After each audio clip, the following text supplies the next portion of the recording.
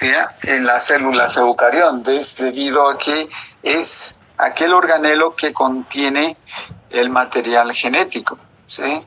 En el núcleo se encuentra constituido de una membrana nuclear, ¿sí? Que es de doble membrana externa e interna, el nucleoplasma, el nucleolo, y dentro se encuentra el material genético, ¿sí?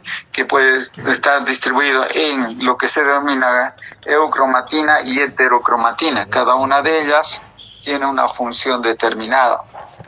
Una de las características del núcleo es que este núcleo puede comunicarse o se comunica con el retículo endoplasmático, ya que en el lumen del retículo endoplasmático se sintetizan diferentes tipos de enzimas que van a ser utilizadas en el núcleo para la producción, la síntesis de DNA o RNA que está dentro del núcleo o en la división celular, ¿sí?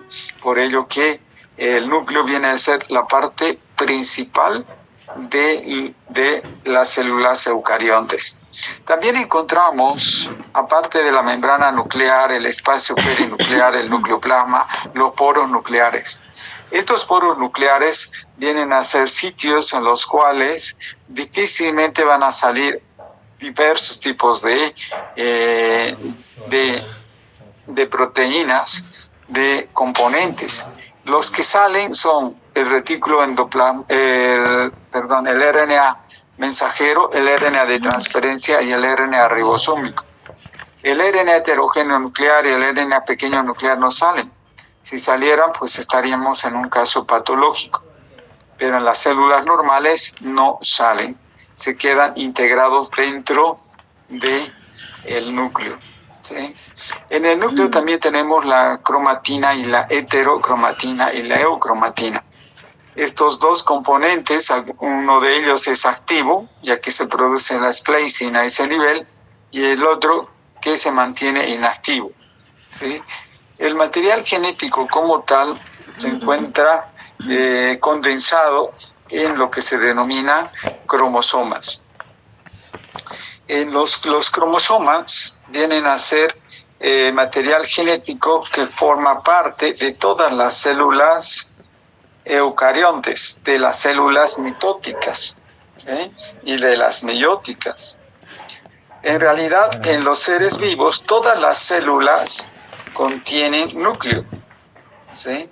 Excepto los glóbulos rojos maduros no tienen núcleo, ¿sí? Es decir, que son células sanguíneas las cuales no tienen esta característica.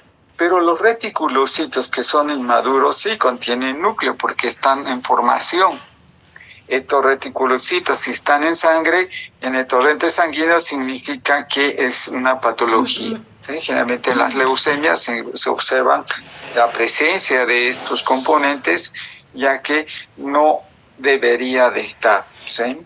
Pero en todo el torrente sanguíneo, las células que tienen núcleo son los glóbulos blancos y no así los glóbulos rojos, ¿sí? Una gran diferencia entre uno y otro. Además que la membrana celular es una barrera entre el citoplasma y el nucleoplasma, ¿sí? Esto hace de que exista una relación directa entre lo que es el medio del citoplasma y el medio del nucleoplasma. Y en este nucleoplasma, antes de la división celular, se encuentran estos cromosomas, que son la unidad fundamental de la herencia, ya que estos se van a heredar cuando dos células haploides se juntan para nuevamente restablecer el número de cromosomas. Estos cromosomas están constituidos de dos cromátidas, uno de brazo corto y otro de brazo largo. Tiene el cinetocoro, presentan el centrómero, ¿sí? Y los genes se disponen en forma lineal, ¿sí? Y en la parte distal del brazo largo se encuentran los telómeros, los genes que son no codificantes y que están justo aquí, ¿sí? Existen técnicas que nos permiten analizar los genes y la disposición de estos genes. ¿Sí? Muchas veces está alterado toda la parte de alineación genética y esto nos da lugar a un tipo de patología. Sin embargo, hoy en día existen técnicas mucho más específicas analizando el propio gen. ¿Sí? Eso lo vamos a ver más adelante. Bien. Los cromosomas como tal, ¿sí?, se unen, se empaquetan de tal manera que existen estas proteínas llamadas histonas y no histonas. ¿Sí? Estas proteínas histonas y no histonas le dan la estabilidad al material genético, permiten que el material genético esté adherido de esta forma. Generalmente se unen aquí en los surcos, ¿sí? Por lo cual los genes se encuentran empaquetados, ¿sí?, de esta forma. En un medio básico se encuentran muy bien. En un medio ácido se abre esto y a veces se activan genes que no deberían activarse. De eso se trata la epigenética. La epigenética viene a ser un área en la cual determina qué genes se activan y qué genes se desactivan y qué genes están inactivos de por vida. Debemos recordar que nosotros provenimos de la herencia de nuestros abuelos, ¿sí? Y esta herencia está en los genes.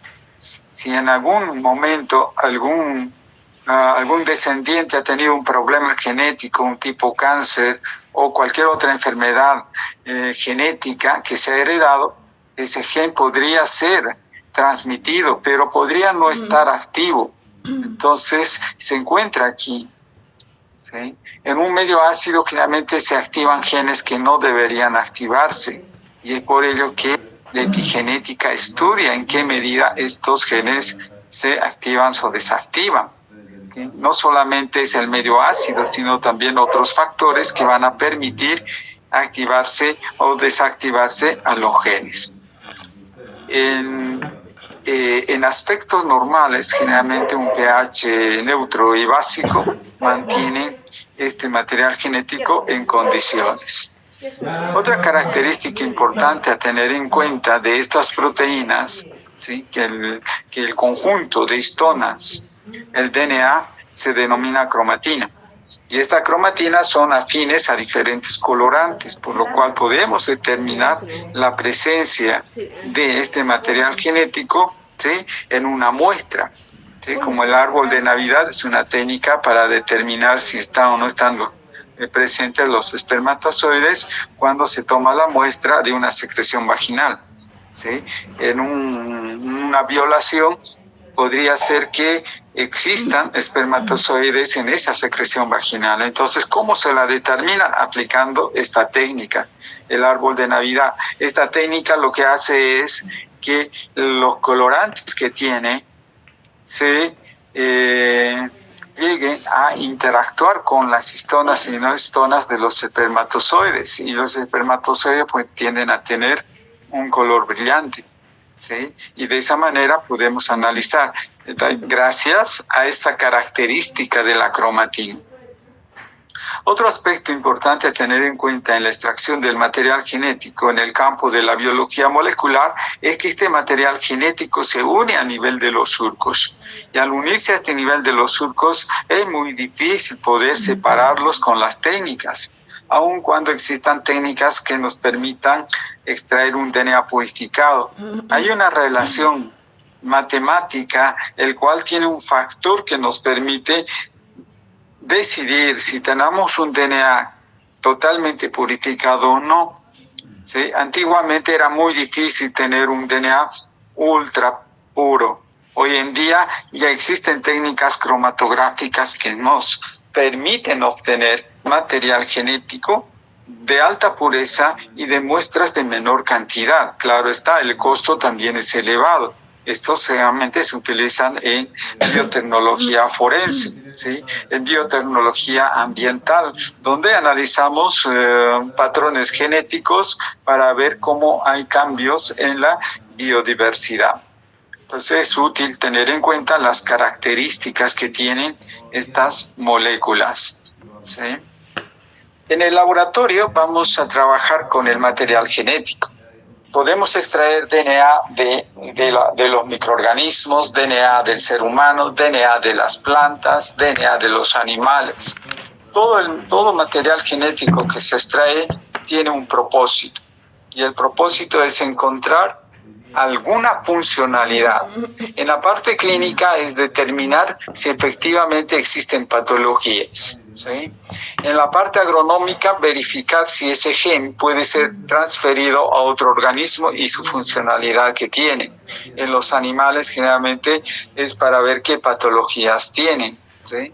En los microorganismos es extraer el material genético para luego construir un nuevo material genético en base de ese material genético y obtener microorganismos transgénicos. Es decir, que la aplicación del conocimiento del material genético es bastante amplio.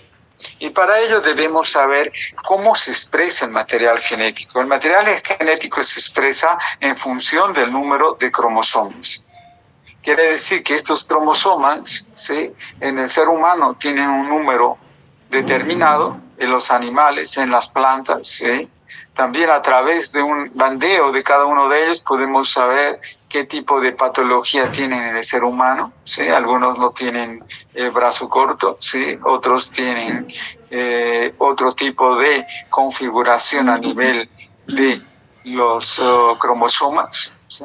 Entonces nos determinan características específicas, tanto morfológicas, ¿sí?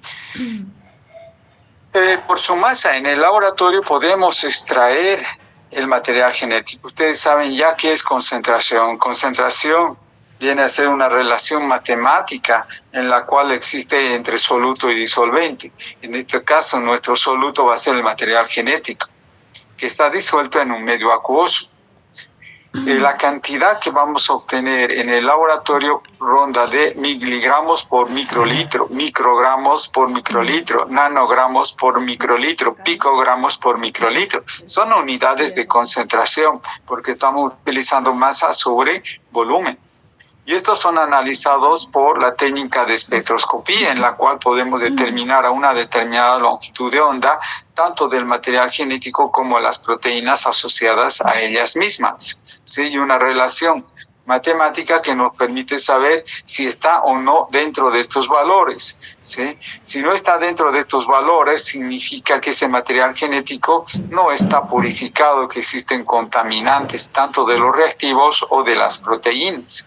Por lo tanto, existen técnicas que nos van a permitir poder obtener un material genético purificado, ya que en técnicas como Western, más que todo Northern, Southern, o técnicas de clonación, debemos de tener un material genético totalmente purificado.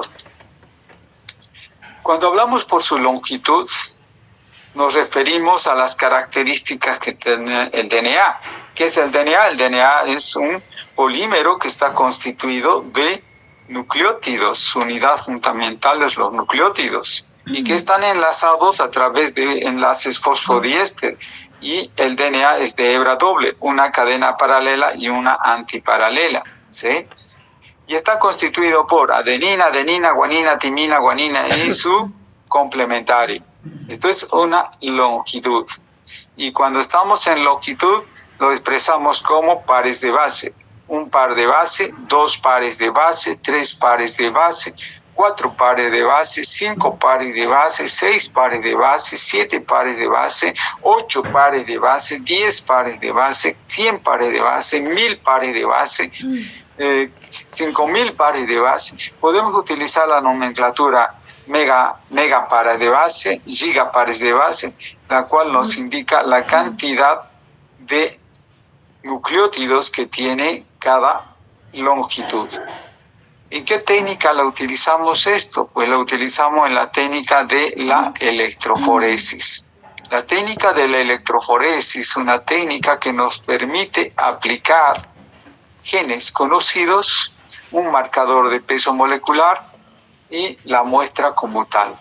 Es una técnica que nos va a permitir poder saber en qué medida ese gen se encuentra en la muestra. Para ello tenemos un marcador de peso molecular, ¿sí? De 500 pares de base, 700 pares de base, etc. ¿Sí? Este es un marcador de peso molecular. Lo tenemos a través de digestión enzimática del material genético de los bacteriófagos. Bien, luego debemos utilizar en el pocillo número 1 el control positivo. ¿Sí? Y de aquí en adelante ya son las muestras. En algunas técnicas se utiliza un control negativo en la cual no deberá existir ninguna amplificación de material genético, porque esto lo hacemos a través de la PCR. La PCR nos va a permitir amplificar los genes, nos va a permitir identificar el gen específico y obtener el resultado, ¿sí? Y vamos a comparar siempre marcador peso molecular, gen conocido y las muestras, ¿sí? En este caso, por ejemplo, la muestra 2, ¿sí? Está relacionada con este gen que está presente. En esta no tiene, ni esta no tiene. Significa que estos 3 muestras que son de 3 pacientes no tienen la enfermedad. Estos sí, estos 2 sí. Este probablemente no, este probablemente sí. Entonces, ¿qué es lo que se hace? Una vez que hemos obtenido esta información, se procede a la secuenciación. La secuenciación es una técnica que nos va a indicar de forma inequívoca que exactamente, ¿sí?, cuál de estos nucleótidos es y se compara con el patrón. Entonces, de esta manera tenemos una información verídica de un 99,9% de que efectivamente es esa patología. Como verán ustedes, el material genético se puede expresar de estas formas y sus diversas aplicaciones. Entre otros elementos que tiene la célula están los organelos. Y entre estos organelos tenemos 2. Las mitocondrias y los cloroplastos, que son de importancia. A la biotecnología vegetal le interesan los cloroplastos, ¿sí?, y el material genético que éste posee, ¿sí? En la parte netamente clínica, ¿sí?, nos interesa la mitocondria.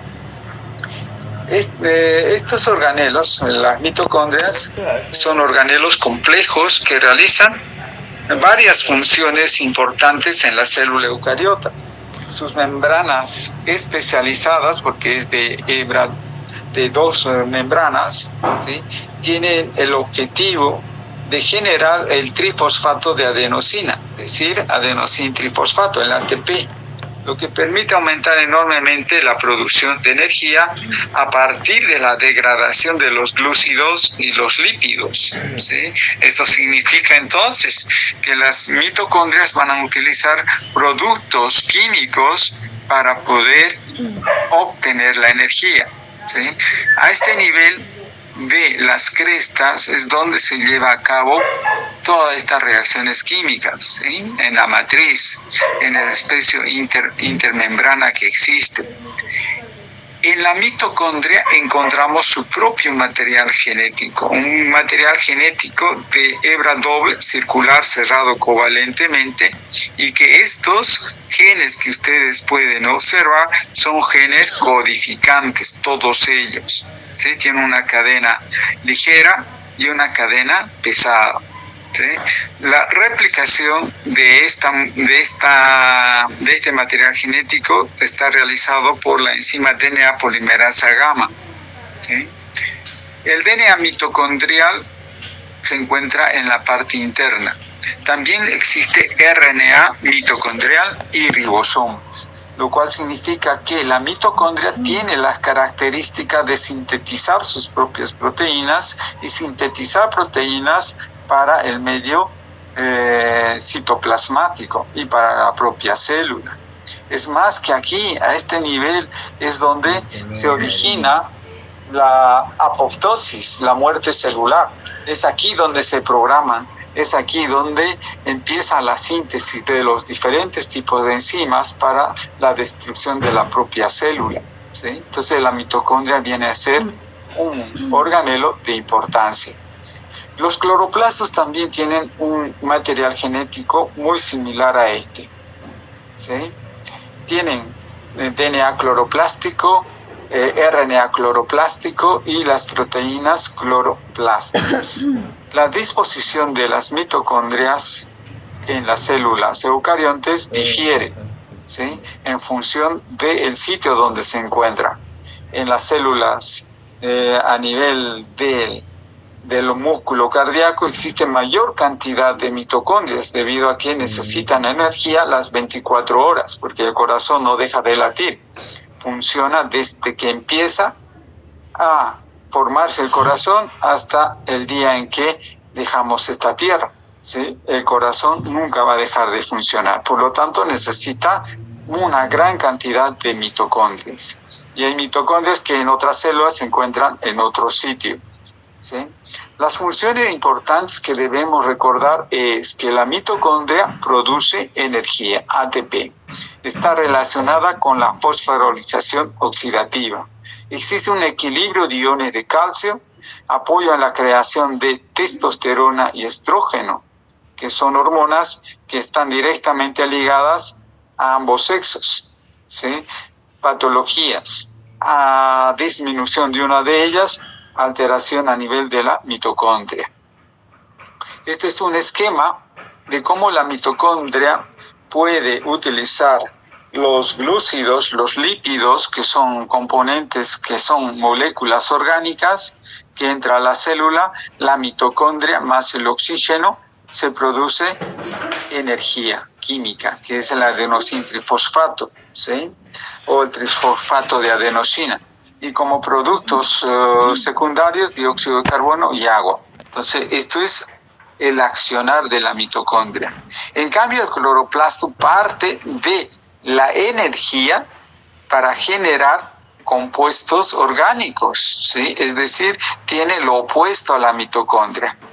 Las plantas generan aminoácidos esenciales que nosotros no podemos sintetizarlos, pero las plantas sí, y nosotros consumimos esos aminoácidos esenciales, por lo cual es importante tener en cuenta la biodiversidad y el equilibrio que debe existir entre los animales y las plantas.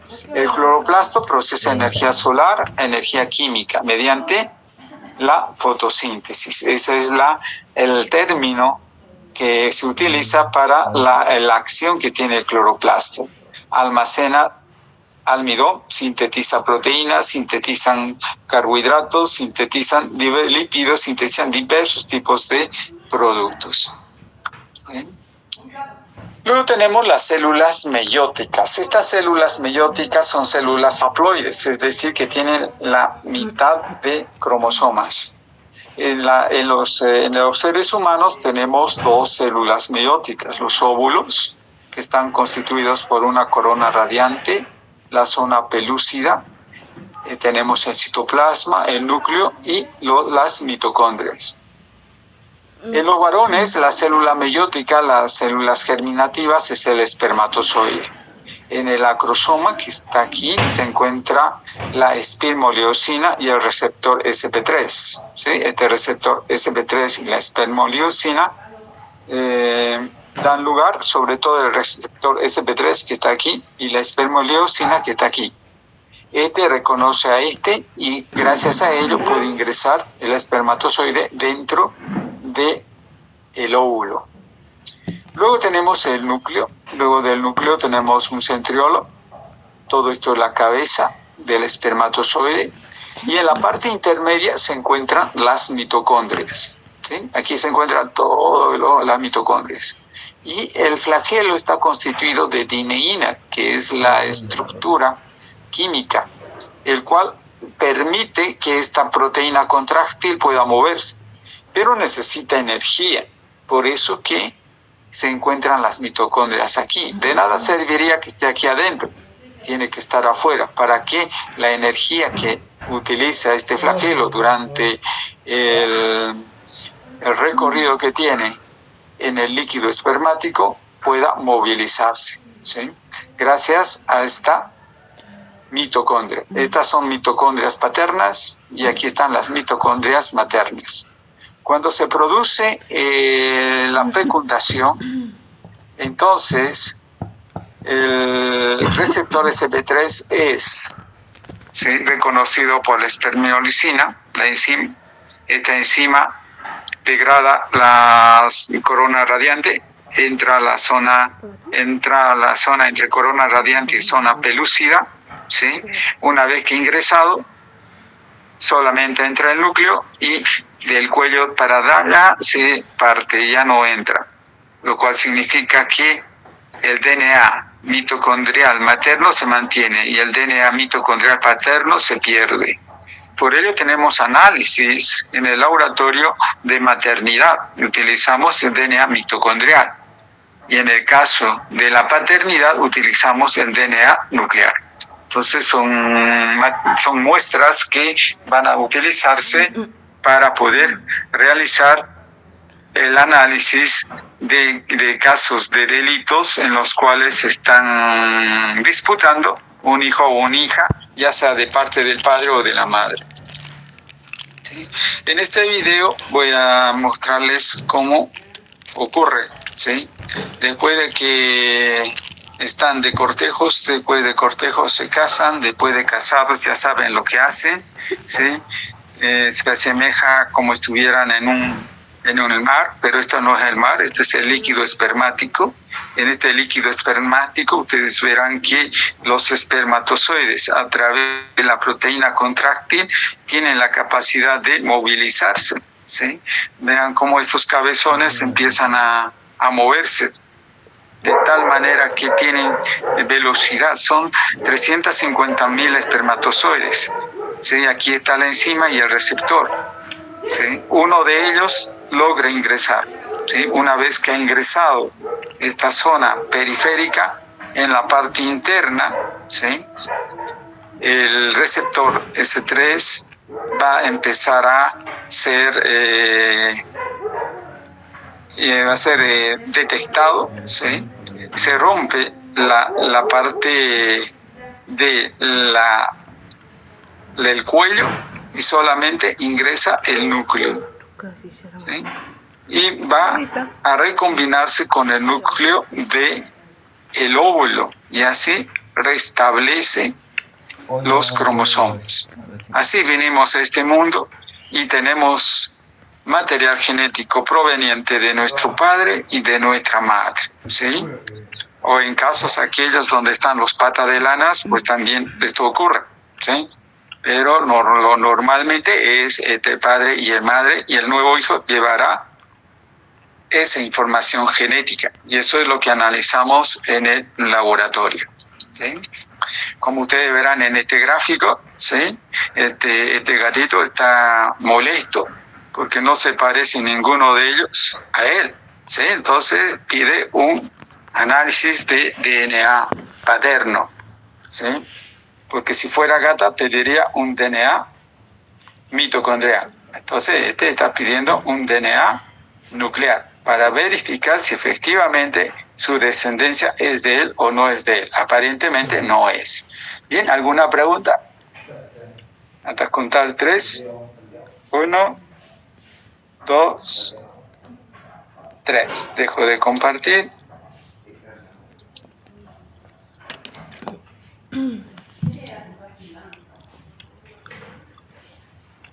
Bien.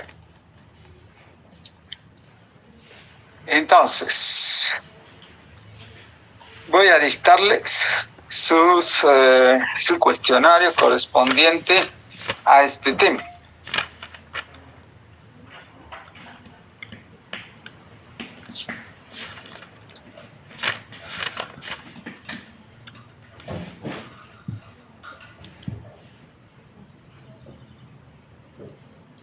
Por lo que tienen sus propios nombres.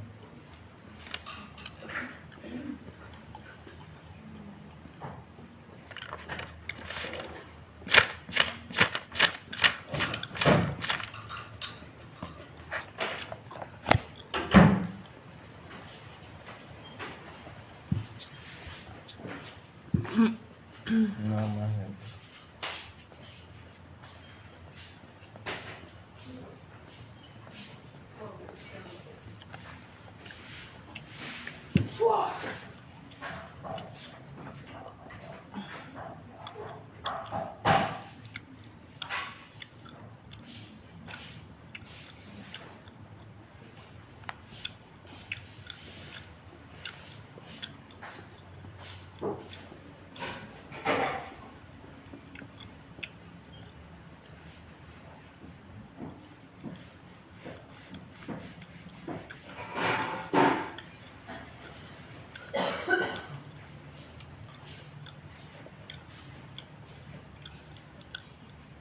¿Pueden escucharme qué son las funciones de las mitocondrias?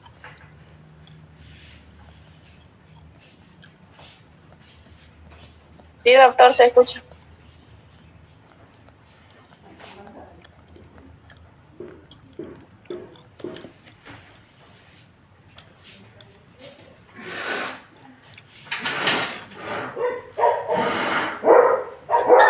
Doctor, su audio está apagado.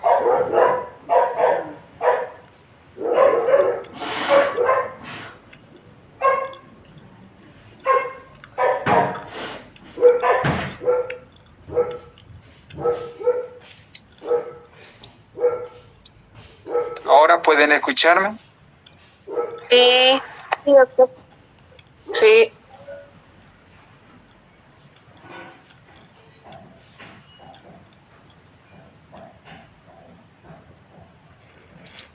¿Cómo se expresa el genoma?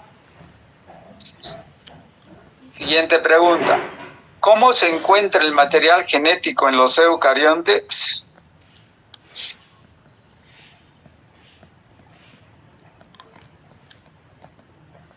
Siguiente pregunta. ¿Qué características tienen las células germinales?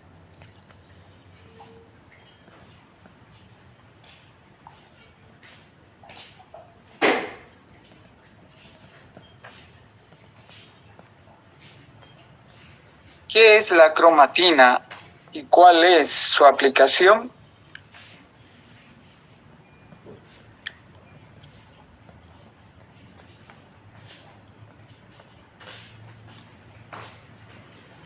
Escriba cómo se realiza el análisis de maternidad.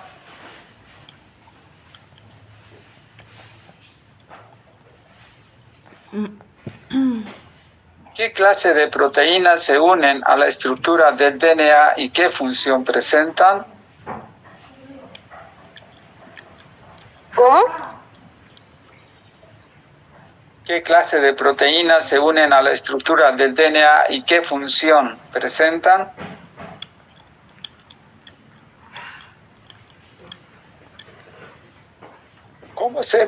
¿Cómo se realiza el análisis de paternidad?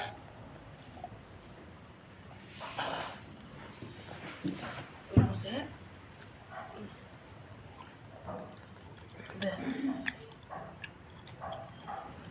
¿Está mal? Y está 100%. Tengo un bolillo, ¿cómo meterlo?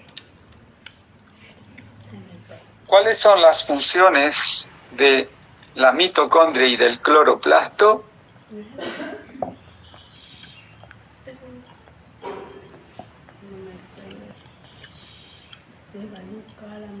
Mediante un cuadro de dominio realice las diferencias entre DNA mitocondrial, DNA nuclear y DNA cloroplástico.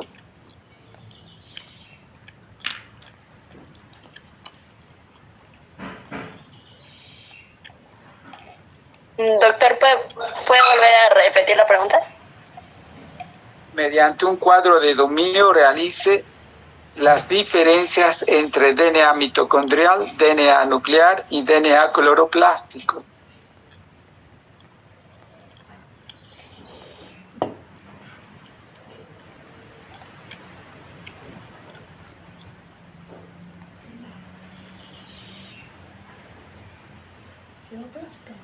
El complejo de poro, ¿qué permite pasar?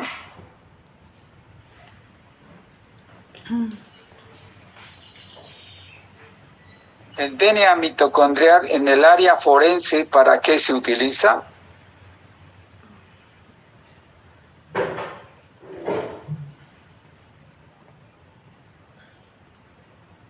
Escriba un resumen de mitocondria y núcleo del archivo que se encuentra en Moodle.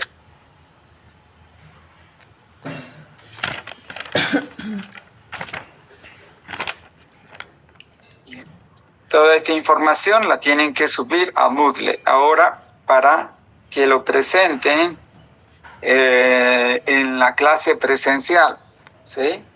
Mapa conceptual de la página 26 a la 32. Acuérdense que tienen que firmar y colocar su nombre en el lado superior derecho para que pueda sellar. ¿Listo? Bien. La pregunta, ¿han tenido algún problema en ingresar al aula? Los últimos que ingresaron. ¿Han tenido problemas? ¿No han tenido problemas? Yo, doctor, tuve problemas, se me colgó, estaba en clase, pero no aparecía. Pero pudiste entrar sin problemas otra vez. Sí. Bien. ¿Alguien tuvo problemas en ingresar al aula? Lo que pasa es que bajé una extensión que me permite que ustedes sean como administradores y puedan ingresar o salir del aula cuando sea posible, ¿sí? Entonces, cuando comparto pantalla, ya no se bloquea, ¿sí? Entonces, por eso que pregunto si la extensión me está funcionando bien o no, para volverla a utilizar con otro grupo. Si con ustedes funcionó bien, entonces bien por ustedes, porque así no se pierden de la clase y pueden salir y entrar del aula. Porque por el otro método, una vez que compartan pantalla, es difícil poder aceptarles. ¿Sí?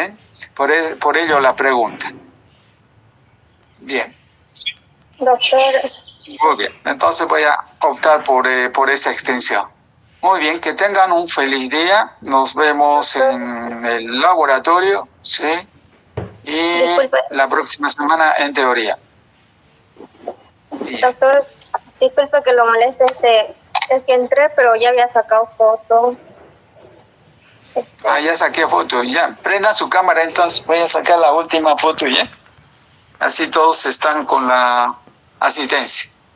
¿Sí? Ana, prende tu foto. Si estás despeinada, Ana, bueno, ni modo, vamos a sacar igual.